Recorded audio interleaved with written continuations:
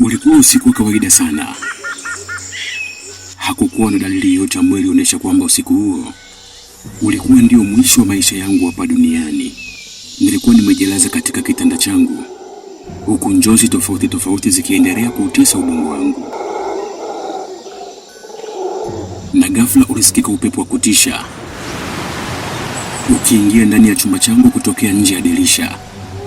Saa ilikuwa inaonyesha kwamba sasa imekaribia saa 6 kamili za usiku. Ghafla nilihisi kitu kizito kimekaa kifuani kwangu. Nilijaribu kupumua lakini pumzi ilikuwa nzito.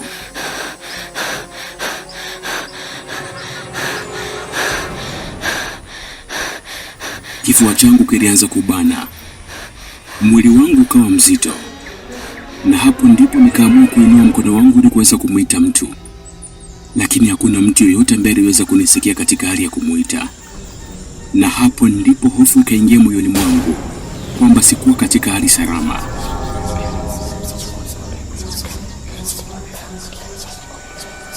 Msikilizaji, karibu sana katika kisa cha kweli kilichoweza kumkuta rafiki yetu Daudi.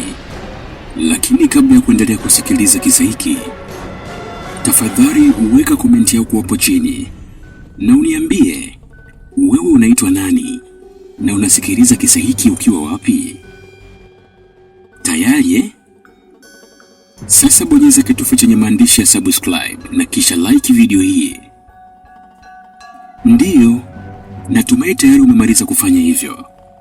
Na basi tuanze kusikiliza kisa cha rafiki yetu Daudi. Daudi anasema, moyo wangu ulianza kupiga kwa nguvu katika hali ambayo ilionekana kabisa si hali ya kawaida.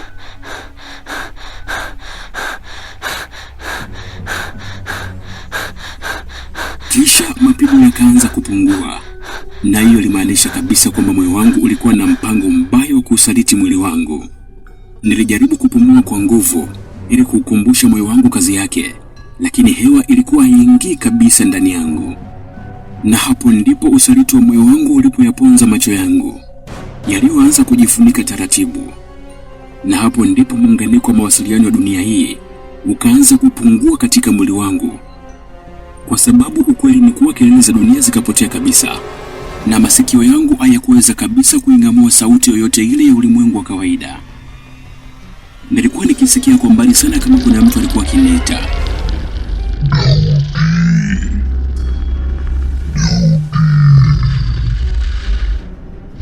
Lakini sikuweza kuijibu sauti ile, kwa sababu nilikuwa nikijiona kama mtu ambaye anasafiri kutokea katika ulimwengu mmoja kuelekea katika ulimwengu mwingine, katika safari ambayo ilikuwa na lengo la kuyakatisha mawasiliano ya kila kitu kutokea katika ulimwengu huu wa kawaida. Na hapo ndipo kila kitu kikawa kimya.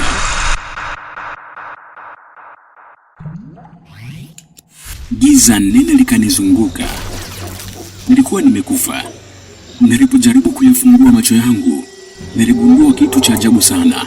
Nilikuwa nimesimama pembeni ya kitanda changu, na niliposema kwamba nitazame chini, nilishtuka sana kwa sababu mwili wangu ulikuwa umejilaza pale pale kitandani.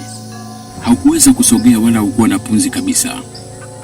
Na kitu ambacho kilionekana kunishangaza zaidi ni mara baada ya kuweza kuushuhudia uso wa mwili huu ambao ulikuwa ukifanana na mimi, ambao ulikuwa katika kitanda changu, ulikuwa ni mweupe kabisa licha ya kuonekana macho yake yamefungwa. Ndipo nikatambua kabisa huo ndio ulikuwa mwili wangu. Nilijaribu kuugusa, lakini mkono wangu ulikuwa ukifutiliza ndani yake, mithili ya moshi ambao unapita katika hewa. Chumba kilianza kubadilika. Ukuta ukaanza kuwa na giza. Baridi kali isiyokuwa kawaida ikaanza kusurubu mwili wangu, ingawa sikuwa na mwili tena. Ndipo nikaisikia sauti nzito kutoka mbali, na ilionyesha wazi kabisa kwamba sauti ile ilikuwa sio sauti ya binadamu wa kawaida kabisa. Sauti ile ilikuwa ikiliita jina langu taratibu. Daudi, njoo. Daudi, Daudi, njoo.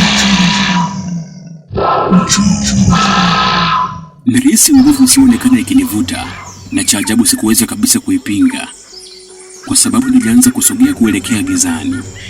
Nilikuwa nasafiri kwenye kitu kama andaki refu la giza ambalo alikuwa na mwanga, na mwisho wa handaki lile ulikuwa uonekane kabisa.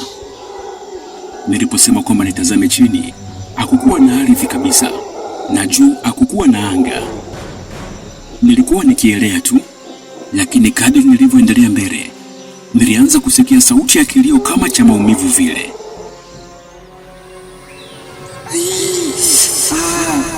Moto, moto, moto unachoma.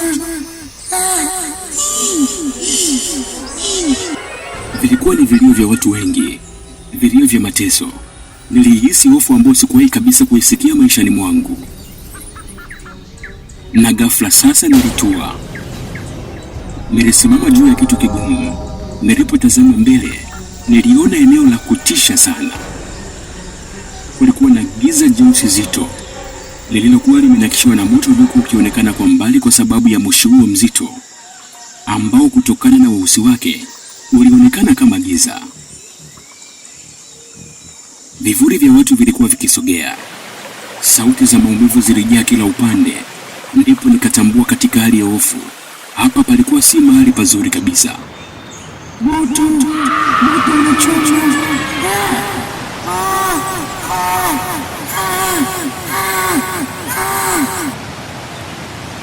Nilihisi uwepo wa viumbe wasioonekana.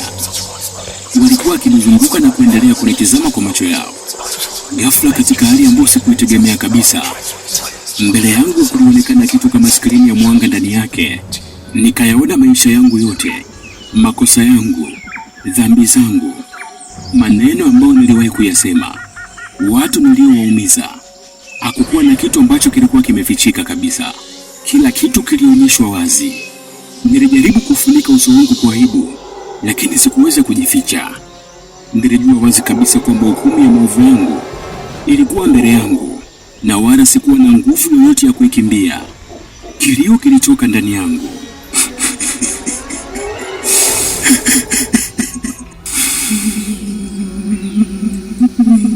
Nilijaribu kukimbia, lakini hakukuwa na mahali pa kwenda. Ndipo nikaisikia sauti ile nzito kwa mara ya pili. Wakati wako umeisha.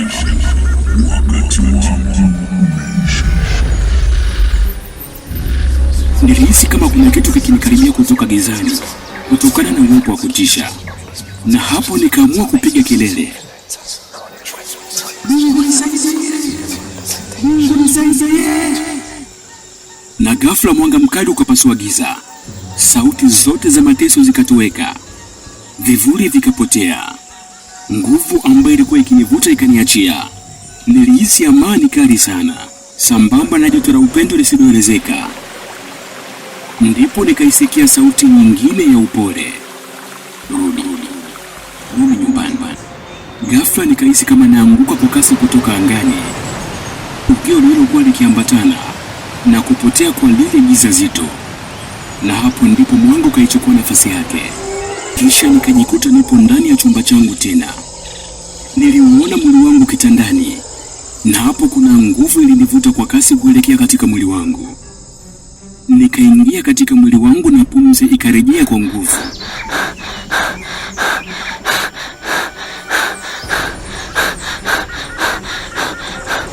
Kifua kikaanza kupanda na kushuka.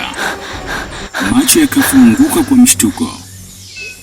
Sasa nilikuwa hai tena. Nilikaa kitandani huku nikitetemeka, na huku mwili wangu ukionekana kuloa sana kwa sababu ya jasho baridi. Moyo ukapiga kwa kasi, lakini kitu kimoja ambacho sikuweza kabisa kukisahau ni kwamba nilikuwa nimekufa na sasa nimefufuka. Sikutamani tena kurejea mahali ambako nilikuwa nimekwenda. Na hadi leo hii, kila ninapoyafunga macho yangu wakati wa usiku, nalikumbuka lile giza, na vikumbuka vile vilio, na ikumbuka ile hukumu. Na ukweli ni kwamba kifo sio mwisho kabisa. Yaani kuna maisha baada ya kifo, na siku moja kila mtu aliye chini ya jua ni lazima tu atayaishi maisha haya. Swali ni moja tu, utayaishi maisha haya ukiwa wapi? Ukiwa jehanamu au ukiwa mbinguni? Fanya uamuzi leo, kwa sababu bado unayo nafasi.